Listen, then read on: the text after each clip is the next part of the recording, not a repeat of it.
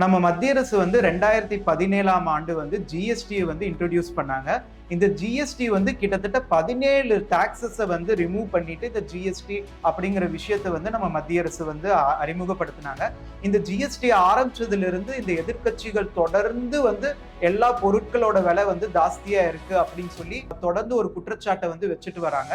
சமீபத்துல பாத்தீங்கன்னா central board of indirect taxes and customs அப்படிங்கிற நிறுவனம் வந்து கொடுத்த ரிப்போர்ட் படி, அதாவது ஒரு வீடை நடத்துறதுக்கு ஹவுஸ் ஹோல்ட் ஐட்டம்ஸ் அப்படின்னு இருக்கும்ல, அதாவது அரிசி, பருப்பு, இது எல்லாமே பாத்தீங்கன்னா ஜிஎஸ்டி வரதுக்கு முன்னாடி இருந்த டாக்ஸையும் ஜிஎஸ்டிக்கு அப்புறம் வர டாக்ஸையும் வந்து கம்பேர் பண்ணும்போது முற்றிலுமாக ஒரு கணிசமான அளவு வந்து அது கம்மியா இருக்கு அப்படின்னு நமக்கு தெரிய வருது.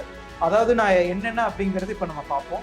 அதாவது ஃப்ளவர் மாவு அது வந்து ஜிஎஸ்டிக்கு முன்னாடி வந்து 3.5% இருந்தது, இப்ப வந்து 0. அதே மாதிரி கர்ட் அண்ட் பட்டர் மில்க், அதாவது தயிர், அது வந்து 4%